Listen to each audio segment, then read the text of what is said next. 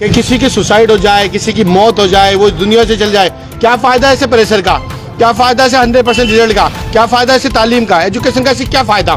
मुझे आप ये बताइए, ऐसे जोर जबरदस्ती ना करो। मैं बच्चों से एक ही अपील करूंगा कि आप इन सब चीज़ों के दबाव में ना आए। अगर आपको जो बेहतर लगता है, देखिए मुस्तकबिल के बारे में आपके पेरेंट्स बहुत अच्छे समझते हैं, आपको क्या बेहतर लगता है आप वैसे काम करें, और ज़रूरत नहीं है आपको किसी के प्रेशर मारने की।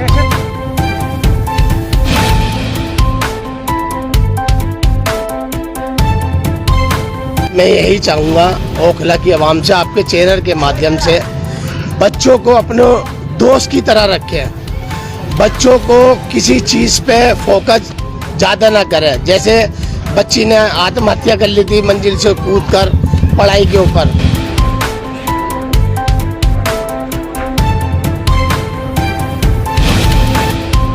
सवाल के पीछे बारीकी से जाना पड़ेगा कि ऐसे बच्चियां क्यों कर रहे हैं। ये बहुत ही गंभीर सवाल है।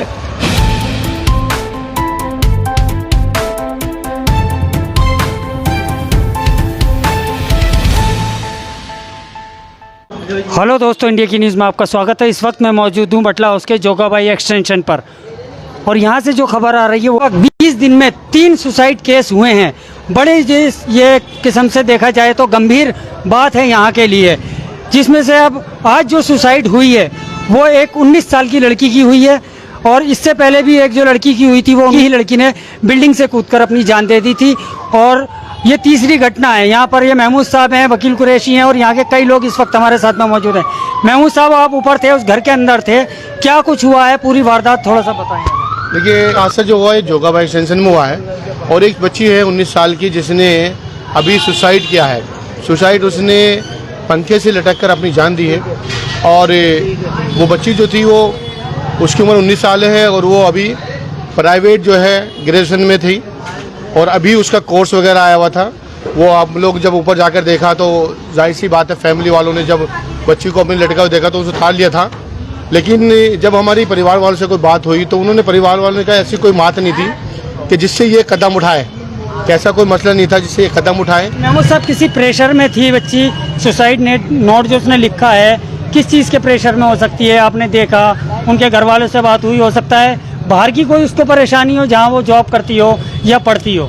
देखिए, अभी ये पार्लर का उसने कोर्स सीख रही थी, जॉब वो कहीं नहीं करती थी बच्ची।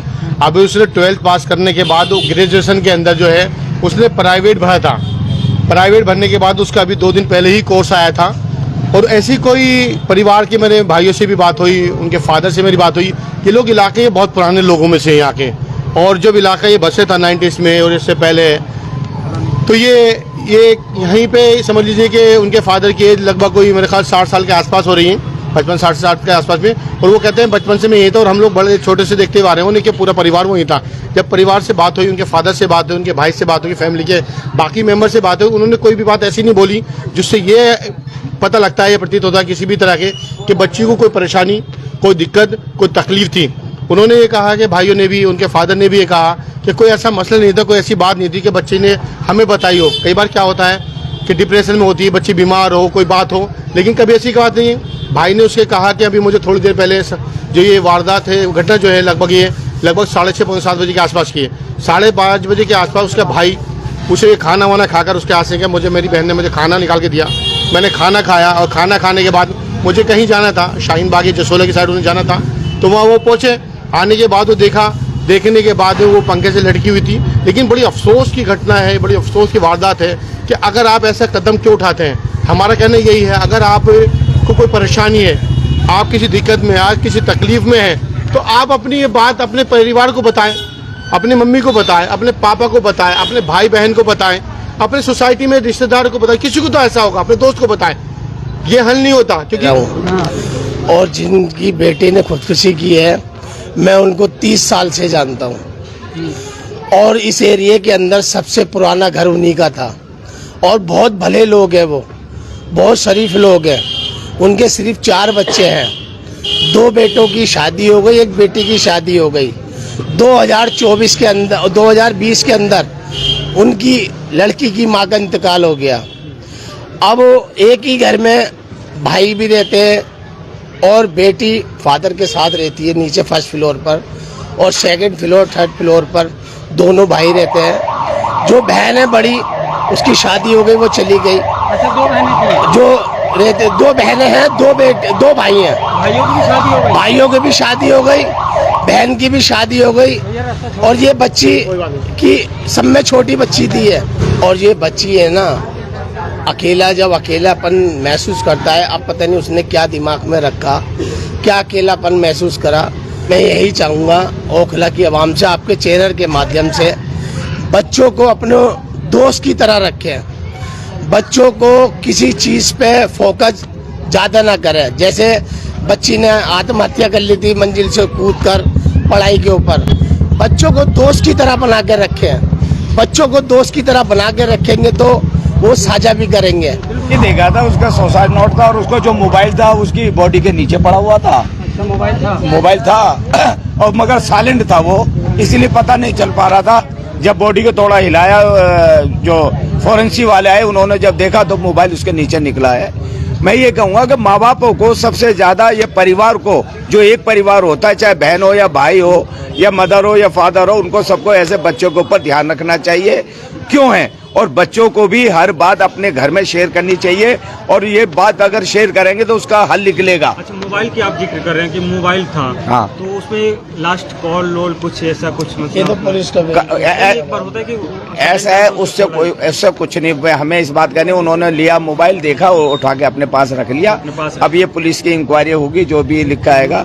मगर मैं यही कहूँगा कि हमारे इस क्षेत्र में जो इस तरह की घटना हो रही है, बड़े दुख की बात है। क्योंकि बच्चों को किस तरह से पाला जाता है, और जब बच्चा बड़ा हो जाता है और इस तरह का कर ले, तो ये सबसे बड़ा दुख। बुढ़ापे की, जो उसके फादर बूढ़े हैं, अगर बुढ़ापे में ऐसी घटना घटी है तो बहुत ही दुख की बात है। तो मैं यही कहूँगा, अल्लाह ताला उसकी फैमिली को हिम्मत दे और हौसला दे, क्योंकि और भी बच्चे उनको देखे। मैं इससे ज्यादा सर, क्या आप सामाजिक कार्यकर्ता हैं, आप इसके लिए क्या कदम उठाएंगे आगे, अगर इस तरह के हादसा ना हो? देखिए, हम इसके ऊपर भी एक अवेयरनेस प्रोग्राम करेंगे, और अवेयरनेस प्रोग्राम से काफी फर्क पड़ता है। फैमिली मैटर के लिए हम अब करेंगे, क्योंकि हमारे क्षेत्र में बहुत घटना हो रही है। इसके ऊपर हम जरूर काम करेंगे, ताकि लोगों तक ये मैसेज पहुंचे कि इस तरह की जो आत्महत्या या सुसाइड करें, ये ना करें। माँ बापों को दिल दुखता है, परिवार का दिल दुखता है। महमूद साहब, कहीं ना कहीं ऐसा देखा गया है कि ये कहा जाता था कि माँ बाप प्रेशर डाल रहे हैं पढ़ाई का, बच्चा ये कर ले, बच्चा वो नहीं करना चाहता था। लेकिन आजकल कोचिंग सेंटर भी जो है वो जितने खुल चुके हैं इस टाइम पर। कोचिंग सेंटर के दबाव से क्या मतलब बनता है? वो तो उनका एक कारोबार बन गया है। एजुकेशन के नाम पे जो एजुकेशन, देखिए, जो तालीम के नाम पे जो कुछ लोग अच्छा काम कर रहे हैं उसमें दो राय नहीं, लेकिन ज्यादातर का कारोबार, ये कारोबार बन गया है। ये तालीम का नहीं, एजुकेशन नहीं देना चाह रहे, वो बच्चों का मुस्तकबिल नहीं देखना चाह रहे। वो एक होड़ लगी हुई है, वो पोस्टर होर्डिंग लगाते हैं कि हमारा जो रिजल्ट है 100% है। अरे 100% क्या होता है? अरे आप कोशिश करिए, आप बच्चों को तालीम दे रहे हैं, आप बच्चों को एजुकेशन दे रहे हैं, आप कोशिश करिए, आपका काम खत्म हो जाता है। आप फीस ले रहे हैं, आप पढ़ाई अच्छे से, और अगर आप ये प्रेशर करेंगे कि किसी की सुसाइड हो जाए, किसी की मौत हो जाए, वो दुनिया से चल जाए, क्या फायदा है ऐसे प्रेशर का? क्या फायदा है 100% रिजल्ट का? क्या फायदा है इससे तालीम का, एजुकेशन का? इससे क्या फायदा? मुझे आप ये बताइए। ऐसे जोर जबरदस्ती ना करो। मैं बच्चों से एक ही अपील करूंगा कि आप इन सब चीजों के दबाव में ना आए।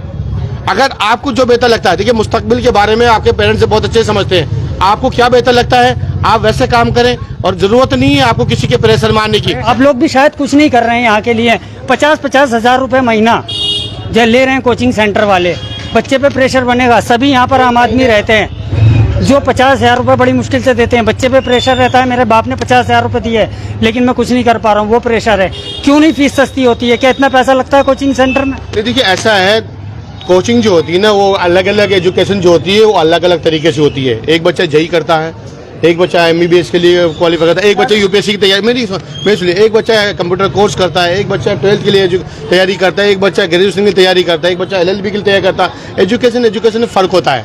ठीक है, ये काम हम लोगों को नहीं, ये काम अगर ऐसे कोई शिकायत है, ये का कंप्लेंट पेरेंट्स दें, हम लोग तैयार हैं। मालूम है क्या, किसी के हम लोग जाकर अगर हम खड़े हो जाते हैं कि आप लोगों ने इतनी फीस क्यों दी, हो सकता है उसका रेंट पर हो सकता है उसका जो टीचर है वो वेल क्वालिफाई, और हो सकता है वो पर घंटा, आपको पता है किस तरह से पर घंटे के हिसाब से प्रोफेसर आते हैं, टीचर आते हैं, लेक्चरर आते हैं। तो इसमें थोड़ा सा इंटरफेयर करना हमारा ज़्यादा मुनासिब नहीं है। ये काम सरकार का, सरकार अगर ऐसा लगता है कि वो शिकायत कराए कि सरकार उस पर जरूर कार्रवाई करेगी। सवाल के पीछे बारीकी से जाना पड़ेगा कि ऐसे बच्चियां क्यों कर रहे हैं। ये बहुत ही गंभीर सवाल है, क्योंकि इसके पीछे जाने का मतलब ये है कि हम बारीकी से अगर जाएंगे या पेरेंट्स जो हैं वो इसके ऊपर नज़र रखें, क्योंकि ये आने वाले कुछ और भी बातें मैं मीडिया में नहीं बताना चाहूँगा कि जो लड़कियों के बारे में इस तरह की बातें आ रही हैं तो वो बहुत भविष्य के लिए अच्छी नहीं है ये।